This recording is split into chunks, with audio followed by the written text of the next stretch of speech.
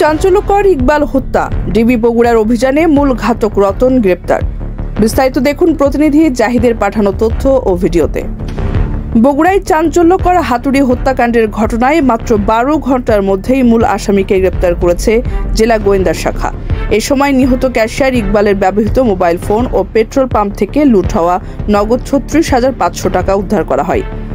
গত 7 সেপ্টেম্বর রাত আনুমানিক 2:35 বগুড়া সদর থানাধীন শতাব্দী ফিলিং স্টেশনের অফিস কক্ষে ঘুমিয়ে থাকা অবস্থায় ক্যাশিয়ার ইকবাল হাসানের মাথায় হাতুড়ি দিয়ে একাধিক আঘাত করে তার সহকর্মী মোহাম্মদ রাকিবুল ইসলাম রতন। পরে সেলাই রেঞ্চ ও চাকু দিয়ে আরও আঘাত করে মৃত্যু নিশ্চিত করে। হত্যার পর আসামির কাছ থেকে টাকা ও ইকবালের মোবাইল ফোন নিয়ে পালিয়ে যায়। পরদিন নিহতের বোন মোসাম্মদ সাদিয়া খাতুন বাদী হয়ে বগুড়া সদর থানায় একটি হত্যা মামলা দায়ের করেন। জেলা গোয়েন্দা শাখা ছায়া তদন্ত শুরু করে।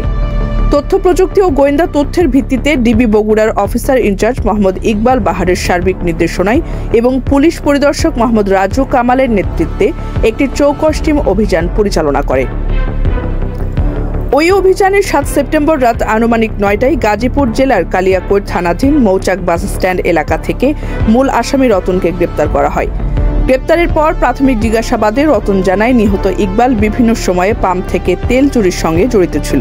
বিষয়টি পাম্পের মালিককে জানালে ইকবাল ক্ষিপ্ত হয়ে রতনকে চড় থাপ্পড় মারে। এতে ক্ষুব্ধ হয় রতন। অবশেষে 7 সেপ্টেম্বর রাতে ইকবালকে ঘুমন্ত অবস্থায় হত্যা করে টাকা ও মোবাইল নিয়ে পালিয়ে যায়।